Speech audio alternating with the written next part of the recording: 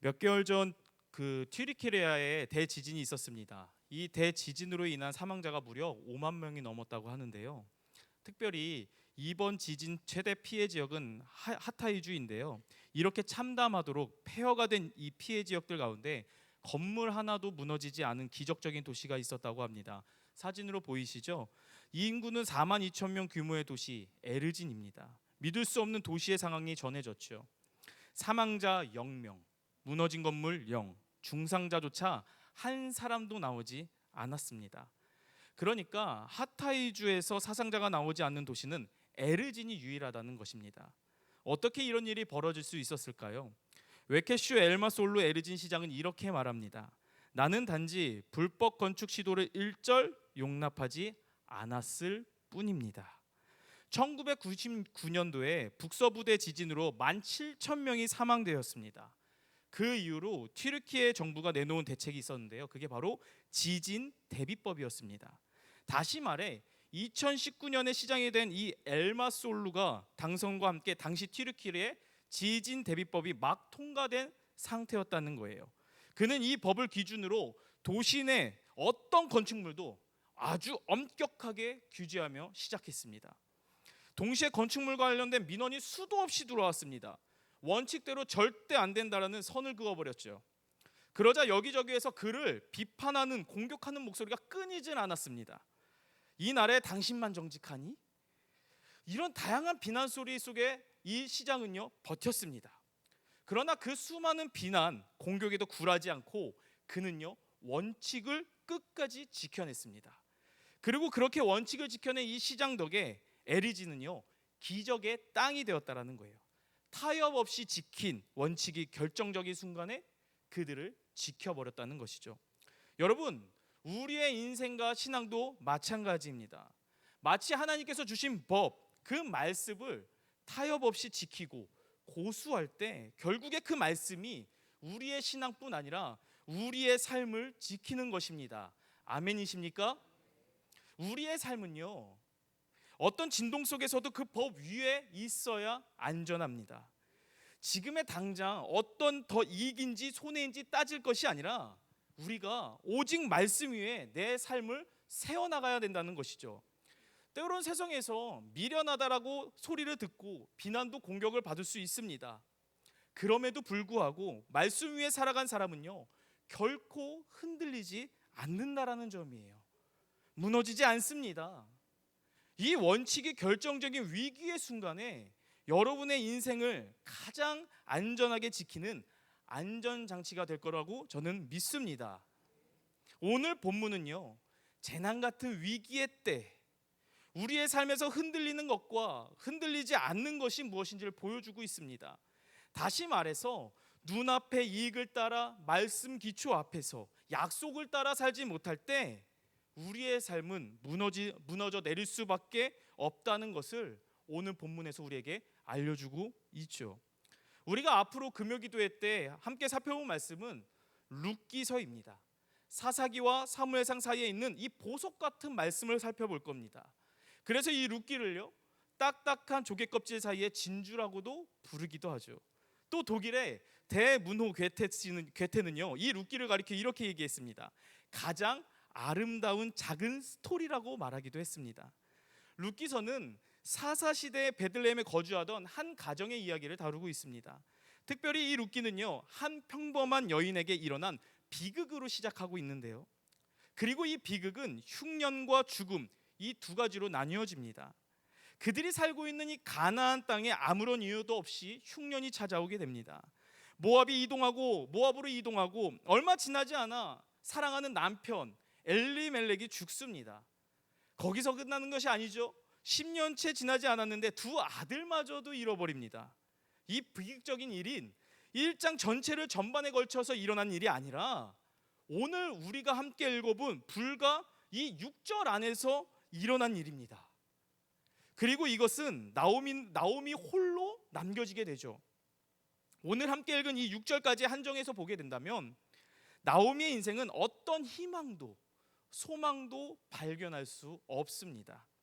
하지만 룻기 전체를 통해 이 나오미 룻을 통해 우리에게 전해지는, 한마디로 말하자면 무엇을 이야기하냐면요, 하나님의 인애와 하나님의 채우심입니다. 저는요, 오늘 이 말씀을 보면서 흉년과 죽음을 뛰어넘으시고 인생의 비극에서도 돌보시는 하나님, 이 채우시는 하나님을 발견하는 우리 모두가 되기를 주님의 이름으로 축복드립니다. 먼저 오늘 본문 말씀 룻기의 배경을 설명하며 이렇게 시작합니다. 1절입니다. 1절 다 같이 읽으시겠습니다. 사사들이 치리하던 때에 그 땅에 흉년이 드니라. 유다 베들레헴의 한 사람이 그의 아내와 두 아들을 데리고 모압 지방에 가서 거류하였는데, 1절에는요 나오미와 그 가족들의 배경을 설명하고 있습니다. 특별히 나오미가 살던 시대적 배경, 그리고 상황적 배경, 지역적 배경에 대해서 언급하고 있죠. 시대적 배경, 시간적 배경이 언제입니까? 사사들이 치리하던 때입니다. 이스라엘 백성들이 약속의 땅 가나안에 들어가 각 지파별로 땅을 분배받고 왕조가 시작되기 전까지의 시기를 우리는 사사시대라고 이야기합니다. 그렇다면 1절에 이 사사들이 치리하던 때는 어떤 때일까요? 하나님께서 이스라엘의 왕이셨음에도 불구하고 이스라엘 백성들이 하나님을 왕으로 섬기지 않고 인정하지 않은 시기라는 것입니다. 그래서 사람들이 각기 자기 소견에 옳은 대로 살았던 시기가 사사들이 치리하던 때입니다. 타락과 무질서와 혼란의 시대입니다. 사사시대 이스라엘 백성들은 하나님의 언약에 충실하지 않았습니다. 이런 종교적 타락은요, 어떻게 보면 하나님의 진노로 인해 심각한 흉년이 불러왔을지 모르겠습니다. 1절에 흉년이라는 단어, 이 흉년이라는 단어는 배고픔, 굶주림, 결핍이라는 의미를 가지고 있습니다. 그리고 룻기의 상황을 더욱 묘사해 주는 것은 모든 것에 대한 부족이라는 것을 의미하고 있죠. 이 시대의 흉년은요 치명적인 재난이었어요. 당시 사람들은요 농사를 지어 한 해 한 해 연명했습니다. 그 당시에 농업 경제 구조나 생산성을 비추어 볼 때 곡식을 장기적으로 비축하기가 굉장히 어려웠던 시기였어요. 그래서 한 해 농사를 해서 한 해 먹고 살아야 했죠. 그러니 이른 비와 늦은 비를 때에 맞춰 내리는 것은요 그들에게 있어서 기적 중에 기적이었고요, 하나님의 은혜였습니다. 그러나 그들이 살았던 그 시대는 풍년이 아니라 흉년이었습니다. 근데 그 흉년이 어디에 들었다는 것입니까? 유다 베들레헴 땅에 흉년이 들었다는 거예요. 여기서 베들레헴이란 떡집이라는 뜻을 갖고 있습니다. 떡집이라는 이름을 붙였다는 것은 거기에 양식이 많음을 의미한 거겠죠. 그런데 떡집에 떡이 떨어진 것입니다. 설령 다른 곳에 떡이 없더라도 떡집이라는 이름을 가진 이 베들레헴에는 떡이 있어야 하는데 그 베들레헴조차 흉년이 들었다는 것은 매우 굉장한 심각한 흉년이었음을 의미하고 있다는 거예요. 그래서 이 엘리멜렉은요 이 흉년을 피하기 위해 하나님 앞에서 불순종의 길을 선택합니다. 여러분, 이스라엘 백성들에게 언약의 땅을 분명히 지켜야 할 의무가 있습니다. 유다 지파였던 엘리멜렉 역시 약속의 땅을 지켜야만 했습니다. 하지만 그는 자기 소견에 오른 대로 결정하고 행동합니다. 그래서 모압 땅으로 떠나간 거예요. 분명 하나님께서는요 신명기 23장 3절을 통해 이스라엘 백성들에게 이렇게 명령하셨습니다. 23장 3절 말씀 제가 읽겠습니다. 암몬 사람과 모압 사람은 여호와의 총회에 들어오지 못하리니 그들에게 속한 자는 10대뿐 아니라 영원히 여호와의 총회에 들어오지 못하리라. 이 모압과 이스라엘의 악연은요 어디서부터 시작되었냐면 이스라엘 백성들이 출애굽할 때요 무방비 상태였던 그들이 모압이 공격을 한 거예요. 그때 하나님께서 진노하시면서요 모압 사람들과 절대로 어울리지 말라고 말씀하셨죠. 그들과 어떤 협정도 평화, 조약 또한 체결하지 말 것을, 어울리지 말 것을 명령하셨습니다. 그래서 모압은 절대로 가서면 안 되는 땅, 하나님 말씀에 금하신 땅이었다는 거예요. 그런데 엘리멜렉과 나오미 가족은요 모압 땅으로 이주합니다. 모압 땅으로 갔다는 것은 경제적 이유, 하나님을 섬기는 것을 포기하고 이방 땅으로 갔다는 것을 이야기한다는 거예요.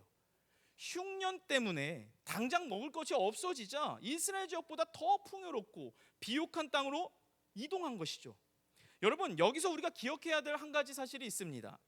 성경에서는요 엘리멜렉과 같은 결정하는 사람들, 그러니까 말씀에 불순종하여 자기 소견에 옳은 대로, 눈에 좋은 대로 행하는 사람을 조금 심하게 표현하자면 악인이라고도 말할 수 있습니다.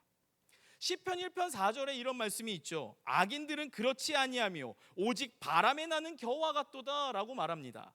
여러분, 재를 한번 뿌려보십시오. 바람이 이리 불면 이리로 가고 저리로 불면 저리로 갑니다. 세상 시류에 민감한 인생들은요, 땅을 산다더라 이런 소리가 들려오면 그 세상의 시류에 민감하게 반응하여 이리 갔다 저리 갔다 이렇게 인생을 살아간다는 거죠.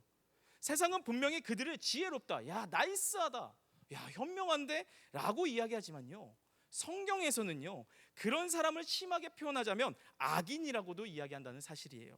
그러면 여러분, 악인의 반대말은 무엇일까요? 복 있는 사람입니다. 복 있는 사람은 어떤 사람일까요? 시편 1편 1절에서 3절에 이렇게 이야기합니다. 제가 한 절, 여러분들 한 절, 3절은 다 같이 읽으시도록 하겠습니다. 복 있는 사람은 악인들의 꾀를 따르지 아니하며 죄인들의 길에 서지 아니하며 오만한 자들의 자리에 앉지 아니하고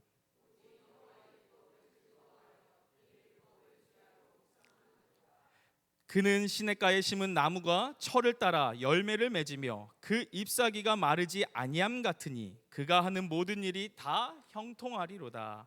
여러분, 복 있는 사람은요 오직 여호와의 율법을 주야로 묵상하는 자라고 이야기합니다. 보통 묵상하다라는 것은요 하나님 말씀을 붙잡고 조용히 정적인 상태라고 이해하신 분들이 있습니다. 이 묵상이라는 단어를 히브리어로 하가라고 합니다. 이 하가라는 단어에는요 또 다른 의미가 있습니다. 짐승들이 먹이 앞에 으르렁거리다 라는 뜻을 가지고 있어요. 유진 피터슨 목사님이 쓰신 책 중에 이 책을 먹이라라는 책에서 이 묵상하다라는 단어를 이렇게 설명하기도 하는데요. 그분이 캐나다에 살았을 때 이야기입니다. 가끔 강아지를 데리고 공원에 산책을 했다고 합니다.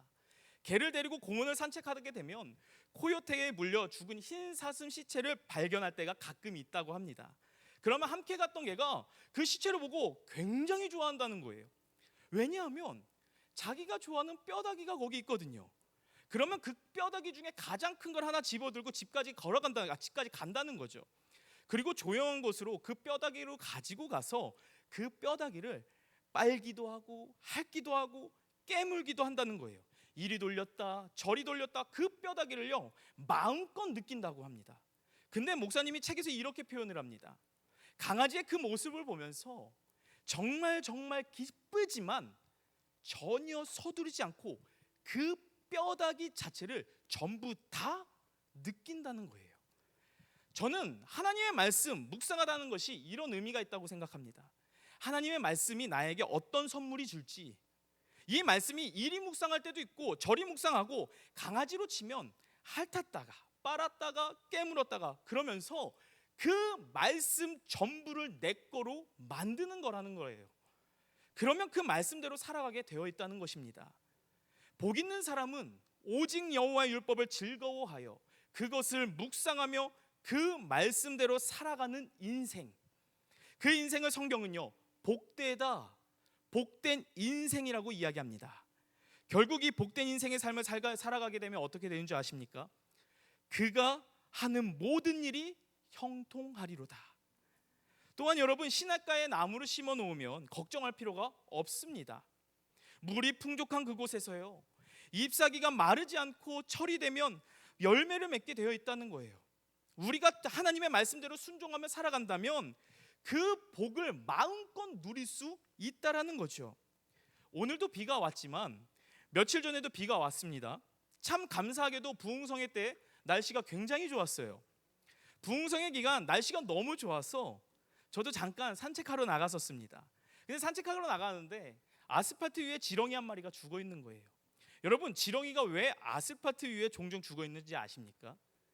이 지렁이는 피부에 감각이 있죠. 그래서 이게 눈 역할도 하고 피부로 숨을 쉬기도 합니다. 근데 이 지렁이는 대개 흙 속에 있잖아요. 그래서 피부로 숨을 쉬어야 하는데 비가 오면 흙 속에 물이 들어오니까 공기들이 다 빠져나가게 돼요. 그러면서 숨을 쉬는 것이 굉장히 힘들어지겠죠. 그래서 비가 오면요 지렁이들은 흙 위로 자연스럽게 올라온다고 합니다. 근데 비가 오면 이 흙에도 물이 잠기니까 아스팔트 쪽으로 기어 나오는 거예요. 왜냐하면 아스팔트는요 물이 쫙쫙 빠지잖아요. 그래서 아스팔트로 올라오면 당장 숨을 쉽니다. 그러나 문제는요, 비가 그치고 햇빛이 내려지기 시작하면 문제가 시작됩니다. 이 피부가 마르면요, 호흡하기가 어려워지는 거예요. 그래서 흙 밑으로 들어가고 싶은데 아스팔트를 뚫고 들어갈 수가 없는 것이죠.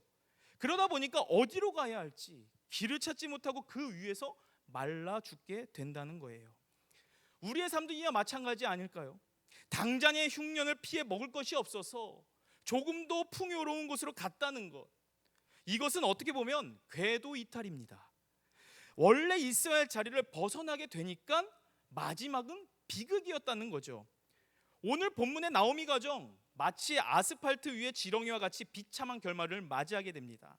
하나님의 말씀을 어기고 불순종하여 그 자리가 있어야 할 그 자리를 벗어나 신앙 궤도의 이탈, 이것 때문에 나오미 가정에게는요, 큰 비극과 불행이 일어나기 시작했다라는 것입니다. 오늘 본문 2절에서 3절 말씀입니다. 저 한 절, 성도님들 한 절 읽으시겠습니다. 그 사람의 이름은 엘리멜렉이요 그의 아내의 이름은 나오미요 그의 두 아들의 이름은 말론과 기륜이니 유다 베들레헴의 에브라 사람들이더라. 그들이 모압 지방에 들어가서 거기에 살더니.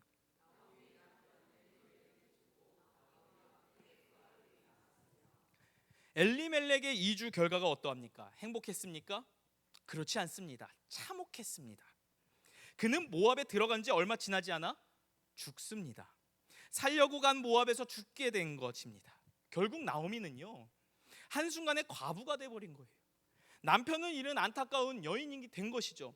그러나 그에게 더 끔찍한 일이 발생하죠. 4절 말씀을 한번 읽어보도록 하겠습니다. 그들은 모압 여자 중에서 그들의 아내를 맞이하였는데 하나의 이름은 오르바요 하나의 이름은 루치더라. 그들이 거기에 거주한 지 10년쯤에 남편이 죽고 나서 나오미가 곧바로 깨닫고, 베들레헴에 들어가면 참 좋았을 텐데 모압 지경에 머물면서요, 그 지역의 여인들을 며느리로 맞이하게 되죠. 분명 하나님께서는요, 이방 여인들과 결혼을 금하셨습니다. 그러나 나오미마저 하나님의 말씀을 쫓지 않고 반대의 길로 나서게 된 것입니다. 결국 5절 말씀을 보면 말론과 기럨 두 사람이 다 죽고 그 여인은 두 아들과 남편의 뒤에 남았더라. 현재 나오미의 상황은요, 기쁨을 완전히 상실해버린 겁니다. 이 세상을 살아가는 기쁨을 완전히 잃어버린 것이에요. 나오미의 상황을 보면 제가 상상을 한번 해봤는데, 제가 겪어본 것도 아니지만 굉장히 끔찍할 것 같습니다. 아내를 잃고 예를 들어 제가 자녀를 잃었다. 얼마나 끔찍합니까? 이 나오미의 입장에 대해서 한 신학자는 이렇게 말합니다. 아내에서 미망인으로, 어머니에서 아무도 어머니라고 불러줄 자 없는 어머니로 바뀌어버린 이 여인은 모든 정체성을 빼앗아 버렸다 이야기예요. 한 신학자의 고백처럼 나오미는 아내가 아닌 미망인으로, 그리고 어머니에서 아무도 어머니라 불러줄 자 없는 여인, 그 여인은 기쁨을 완전히 상실해버립니다. 분명 흉년을 피해 풍년을 경험하기 위해 먹을 것을 찾으러 모압으로 간 것뿐인데 그 땅에서 모든 것을 다 잃어버린 거예요. 살아가야 될 이유와 어떠한 희망도 소망도 사라지게 된 것이죠. 그제서야 나오미 정신을 차리고 무너졌던 자기의 삶을 회복하기 위해 두 가지를 결단을 내립니다. 그것이 바로 오늘 본문 6절 말씀입니다. 다 같이 6절 말씀 읽으시겠습니다. 그 여인이 모압 지방에서 여호와께서 자기 백성을 돌보시사 그들에게 양식을 주셨다함을 듣고 이에 두 며느리와 함께 일어나 모압 지방에서 돌아오려 하여. 회복을 위해서 나오미가 내린 두 가지 결단이 있습니다. 첫 번째, 듣기로 결단합니다. 무엇을 듣기로 결단합니까? 지금 그가 하나님의 음성에 귀를 기울이고 있고 자기 관심을 가지고 있던 다른 곳에서 들리는 소리들을 다 제거하기 시작했다는 것이에요. 여러분, 텔레비전 소리를 엄청 크게 소리를 켰다고 생각해 보세요. 그때 아이들의 이야기하는 게 들릴까요? 들리지 않습니다. 듣기 위해서는 우리는 적어도 거기에 귀를 기울이고 관심을 가져야만 합니다. 그 소리를 듣기 위해서는 주변 소리를 차단하고 소음을 줄이는 노력이 있어야 된다는 거예요. 나오미는요, 지금 듣기 위하여 하나님께 가 있다라는 거죠. 여러분, 나오미가 지금 남편 두 아들을 잃었습니다. 자기 옆에 며느리 둘이 있지만 살아갈 길이 막막했겠죠. 어떻게 내가 남아있는 인생을 살아가야 하나, 막막함과 두려움에 사로잡혔을 것입니다. 그러나 그녀는 그런 상황에서 하나님께 나아가 기도하면서 묻고 또 물었을 거라는 거예요. 하나님, 도대체 나에게 왜 이런 고난이 찾아오는 것입니까? 하나님, 도대체 어디서부터 잘못된 겁니까? 하나님, 저에게 왜 이런 고난이 왔을까요?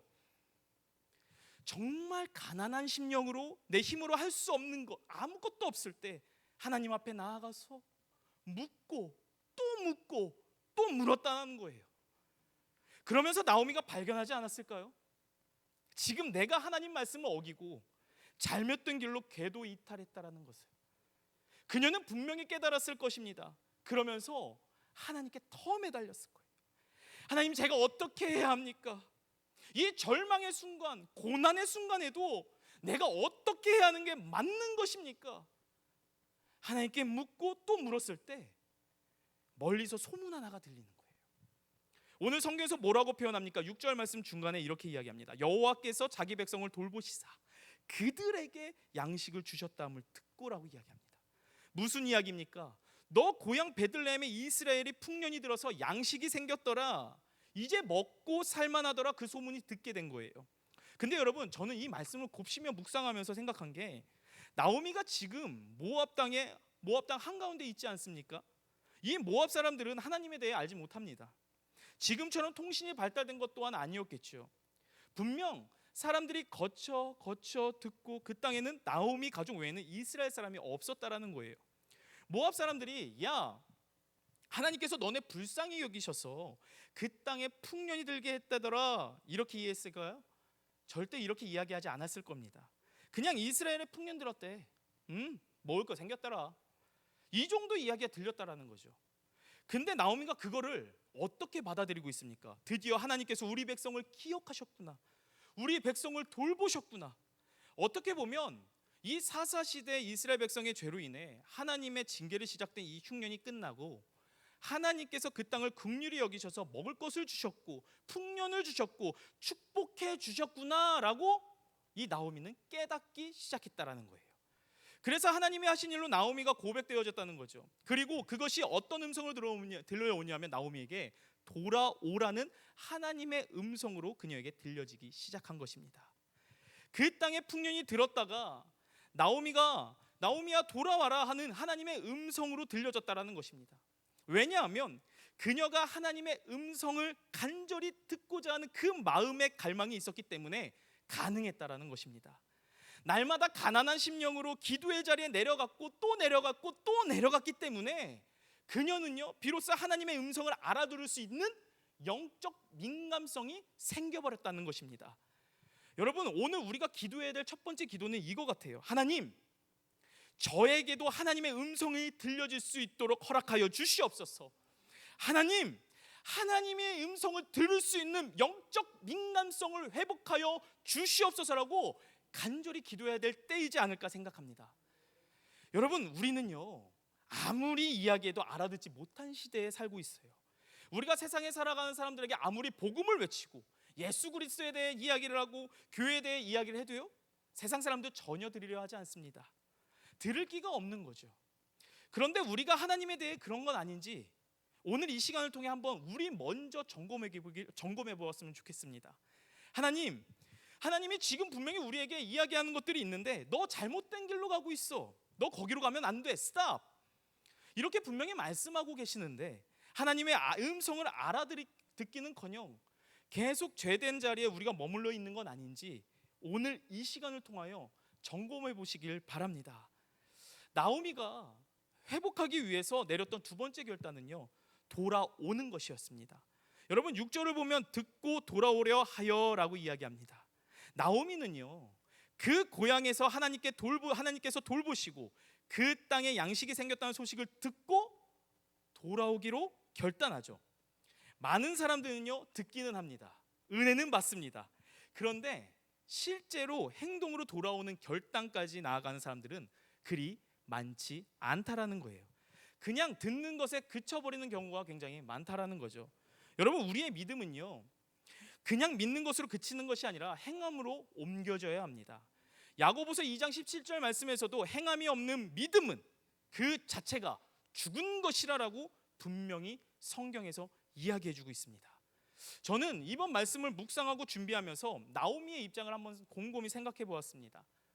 나오미가 고향으로 돌아오는 것 쉽지 않았겠다.